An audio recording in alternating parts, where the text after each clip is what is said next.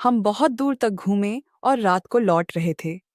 लौटते वक्त अचानक पीछे से एक ट्रक ने हमारी गाड़ी को जोरदार टक्कर मार दी। हमारी गाड़ी नीचे गिर गई और मेरे पति को बहुत चोट लगी। मेरे पैर में फ्रैक्चर हो गया। रमेश को कुछ नहीं हुआ था। उस अंधेरी रात में उसने एम्बुलेंस को फ़ोन किया और मुझे और मेरे पति को तुरंत अस्पताल ले गया। मेरे पति को बहुत चोटें आई थीं, जिसके कारण उनकी मृत्यु हो गई। मैं बहुत रोई। मेरे इतना प्यार करने वाला पति मुझे अकेला छोड़कर चला गया था। वह दुख मुझसे सहन नहीं हो रहा था। मुझे मेरे ससुराल ले जाया गया। मेरे माता पिता मुझे गांव चलने को कह रहे थे, लेकिन मैं नहीं गई। उस समय मेरा 7वां महीना चल रहा था और पैर में फ्रैक्चर होने की वजह से बहुत तकलीफ थी। मेरी माँ 8-10 दिन मेरे पास रही, लेकिन उसे भी अपने घर लौटना जरूरी था। माँ रह रही थी, लेकिन मैंने ही उसे कहा, माँ तुम जाओ, मैं देखती हूँ कि क्या करना है। और माँ चली गई। रमेश मेरी सारी देखभाल करता था। वह खाना बनाता, मुझे पानी लाकर देता, नहाने के लिए पानी देता। धीरे धीरे वह मुझे मेरे हाथ पकड़कर चलाता था।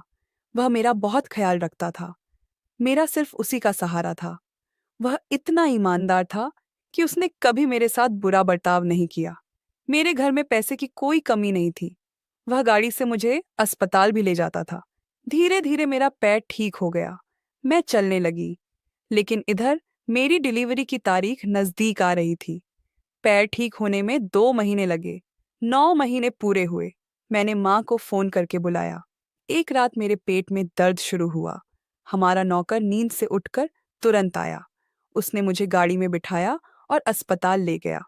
मेरे साथ मेरी माँ और ड्राइवर दोनों थे। मेरी डिलीवरी हुई और मैंने एक सुंदर बच्ची को जन्म दिया। वह दिखने में बहुत प्यारी थी। मेरी माँ मुझे फिर से मायके चलने को कह रही थी, लेकिन मेरे घर का माहौल ठीक नहीं था।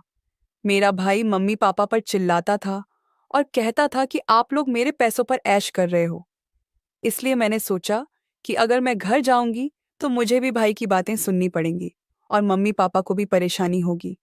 इसलिए मैंने माँ से कहा, माँ मैं यहाँ ठीक हूँ, तुम 1 महीना मेरे पास रहो। माँ मेरे पास रही। वो बच्ची की बहुत देखभाल करती थी, मुझे सब कुछ सिखाती थी। 1 महीने बाद माँ फिर गांव चली गई। अब मैं, मेरा नौकर रमेश और मेरी छोटी बच्ची, हम तीनों ही थे। रमेश हमारी बहुत देखभाल करता था। धीरे धीरे मेरी बेटी बड़ी होने लगी।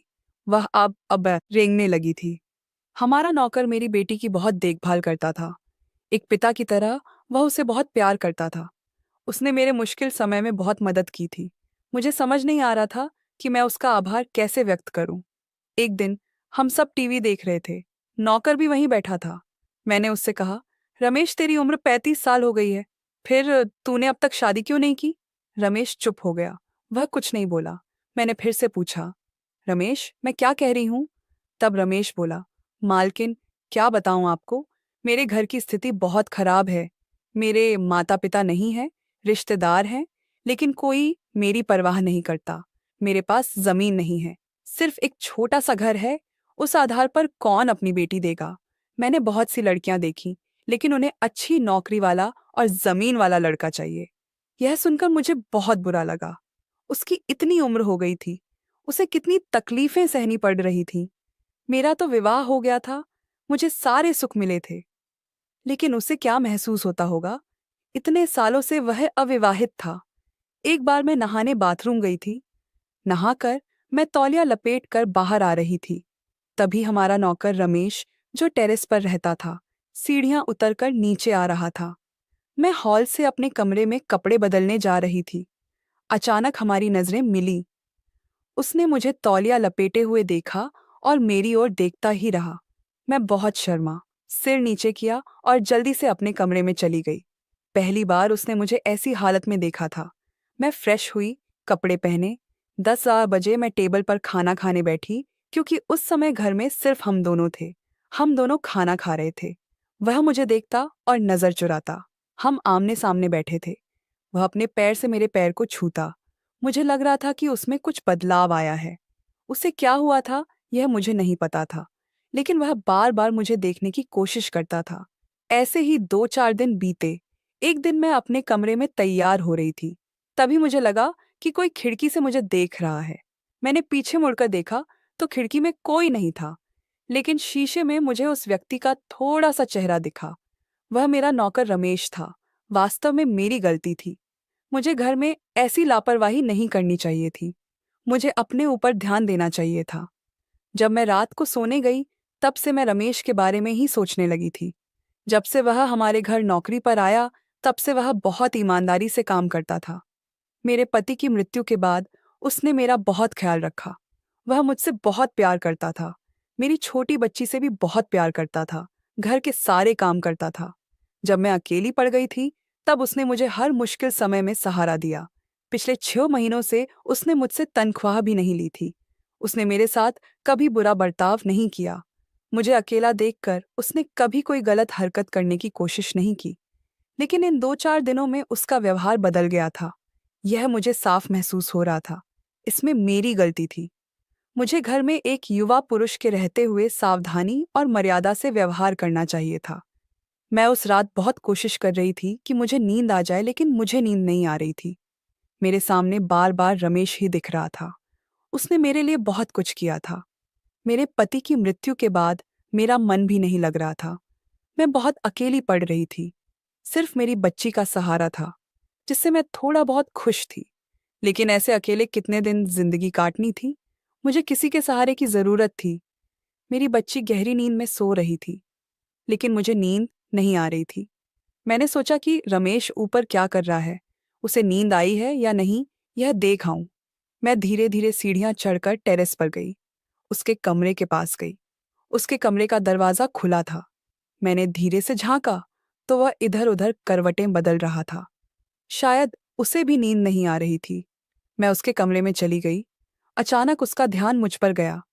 वह तुरंत उठकर बैठ गया और बोला, क्या हुआ मालकिन? मैं उसके पास जाकर बैठ गई।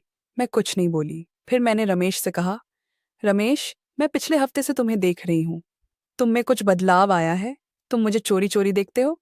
वह हंसने का नाटक करते हुए बोला, नहीं मालकिन, ऐसा कुछ नहीं है। मैंने उसका हाथ अपने हाथ में लिया और उसे साफ कहा, मुझे सच बताओ। तब वह बोला, माफ करना मालकिन, लेकिन उस दिन मैं सीढ़ियां उतरकर नीचे आ रहा था और आप तौलियां लपेटकर घर में जा रही थी। उस समय मेरी नज़र आप पर गई और उसके बाद आप मुझे बहुत अच्छी लगने लगी हैं। वह बोला, मैं कल से काम पर नहीं आऊँगा। मैं आपकी नौकरी छोड़ दूंगा। मेरे से कुछ गलत हो जाए, उससे पहले मैं नौकरी छोड़कर चला जाऊंगा। वह इतना ईमानदार था। मुझे यह सुनकर बहुत बुरा लगा। वास्तव में रमेश मुझे भी बहुत अच्छा लगने लगा था। मेरा कोई सहारा नहीं था। मेरे मुश्किल समय में उसी ने मुझे सहारा दिया था। मैं रमेश का हाथ सहलाने लगी। मैंने अपना सिर रमेश की छाती पर रख दिया। रमेश समझ नहीं पा रहा था कि क्या करे। वह मेरे बालों में हाथ फेरने लगा। फिर उसने मुझे थोड़ा हटाया, मेरा सुंदर चेहरा अपने दोनों हाथों की हथेलियों में लिया और अपने होठ मेरे होठों पर रखकर मेरा चुंबन लेने लगा।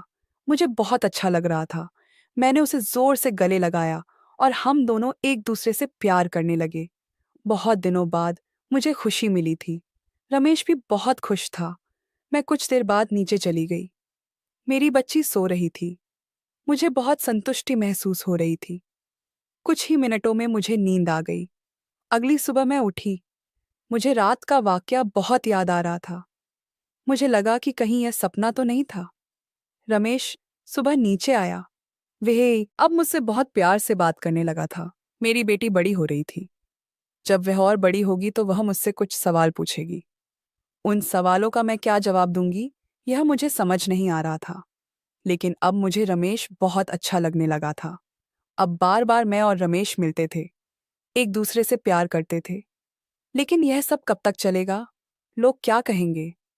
मैंने एक दिन तय किया कि बात करनी ही होगी। बच्ची के सोने के बाद मैं ऊपर टेरेस पर गई। रमेश जाग रहा था। मुझे देखकर वह मुस्कुराया। मैं उसके सामने जाकर बैठ गई। उसने मेरा हाथ अपने हाथ में लिया। मैंने अपना सिर उसकी गोद में रखा और कहा, रमेश, हम जो कर रहे हैं क्या यह सही है? इस पर रमेश चुप हो गया। मैंने कहा, रमेश, अगर तुम्हें कोई आपत्ति ना हो तो हम शादी कर लें। हम अपना घर बसाए। तुम मेरा बहुत ख्याल रखते हो। मुझे तुम बहुत अच्छे लगते हो। लेकिन तुम्हें मेरी बेटी को स्वीकार करना होगा। वो बहुत खुश हो गया। उसकी खुशी का ठिकाना नहीं था। मैं भी बहुत खुश थी। उसने मुझे हाँ कहा। हमने एक दूसरे को जोर से गले लगाया और एक दूसरे से प्यार करने लगे। कुछ दिनों बाद हमने कोर्ट मैरिज कर ली। उसने मेरी बेटी को स्वीकार कर लिया था। अब मेरी बेटी धीरे धीरे बड़ी हो रही है। मैंने उसे एक अच्छे स्कूल में डाला है। हमारी थोड़ी सी जमीन है। हम गांव जाकर खेती करते हैं। मेरे पति ने कुछ पैसे कमा कर रखे थे, इसलिए स्थिति ठीक ठाक है। खेती से अच्छी आय होती है और उसी से हम सब कुछ चलाते हैं। हम अब बहुत खुश हैं। रमेश मुझे बहुत सुख देता है। मैं भी रमेश से बहुत प्यार करती हूँ। उसने मेरे मुश्किल समय में मेरा बहुत साथ दिया। अब धीरे धीरे हमारा रिश्ता और मजबूत हो रहा है। मेरी बेटी रमेश को पापा कहकर बुलाती है। उसने उसे पूरी तरह स्वीकार कर लिया है। वह भी मेरी बेटी से मेरी तरह ही प्यार करता है। कभी कभी जिंदगी में अचानक कोई ऐसा इंसान मिलता है जो खून का रिश्ता ना होते हुए भी मन से अपना हो जाता है। प्यार, अपनापन और रिश्ता जन्म से नहीं बल्कि देखभाल और विश्वास से बनता है। समाज क्या कहेगा, इससे ज्यादा जरूरी है मन की शांति और जिंदगी को सहारा देने वाला साथी। जो मिलता है वही सच्चा हमसफर होता है।